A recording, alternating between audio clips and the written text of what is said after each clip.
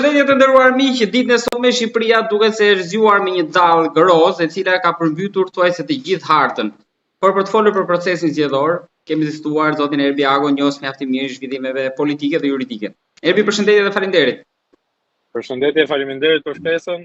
Ndjes për kushtet që jam në udhtim me sipër, por sot është ditë pak si e çmendur. Më besoni. Ditë e çmendur, në njërin kam ka heshtje, në tjetrin ka fest, por ishin rezultate të pritshme këto? Personalisht i kam pritur, ka pas momente të caktuara kur mund të kem dyshuar pak dhe vetën ato pritshmëritë e mia, por gjithmonë kam qenë tek 80 plusi për PS-n dhe faktikisht kam qenë diku edhe më pak se 50 për PD-n, por duhet të shohim rezultatet finale për pjesën e PD-s. Ndërkohë për sa i përket partive të vogla, këto pritshmëri kisha dhe aty po arrin pak a shumë. Po, do të thotë që çfarë ju bindi që arritët deri te 80-a përpara se dilte edhe rezultati, te kjo bindje që tani po konfirmohet, sepse është mandati 4 radhazi. Po, atëherë pikë së pari ju do normalisht dhe me të drejtë dhe faktikisht ashtu që ndron logjika që në një garë për mandatin e 4, mandatet e fituara nga PS-ja duhet ishin shumë më të ulta. Mirë po ka disa faktorë. Pikë së pari, unë i shikoj gjërat pak ndryshe nga sondazhet. Sondazhet janë pyetësor në terren apo në telefon apo online se për kë do të votoj personi i intervistuar apo pjesëmarrësi në sondazh. Këtu ka një faktor edhe gënjeshtre, por edhe entuziasmimi të caktuar për parti të vogla në një periudhë që mund të jetë shumë larg ditës eksakte të zgjedhjeve. Këtu keni fjalën sidomos për Lapajn.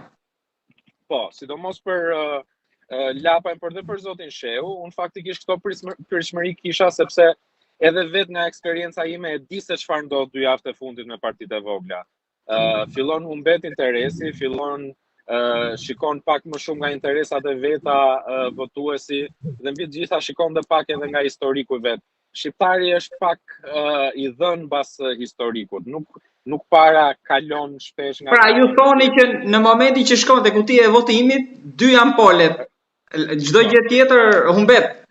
Për momentin, por gjithsesi, ky është një tregues i mirë për partitë e vogla sepse faktikisht nga ç'po shohim do i fusin këmbët në parlament, që është diçka komplet ndryshe nga 2021-shi. Por një arsye tjetër dhe shumë e rëndësishme pse unë prisja 80 plusin është sepse sondazhet prisnin 74-ën.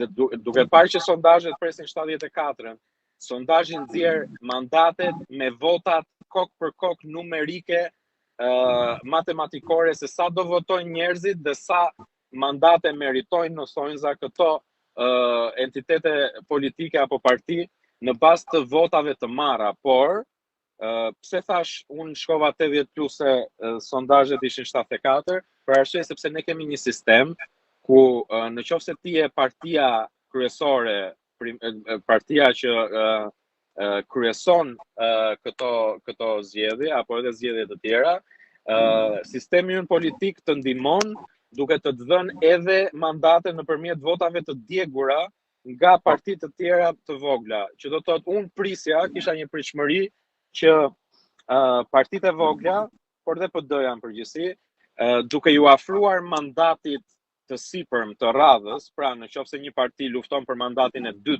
apo të 3, sa më shumë t'i afroheshin këtij mandati, aq më shumë vota digjnin, të cilat shkonin në favor të PS-s. Mendoj që nëse Lapaj merr 2, do jetë shumë afër 3-shit, nëse Agron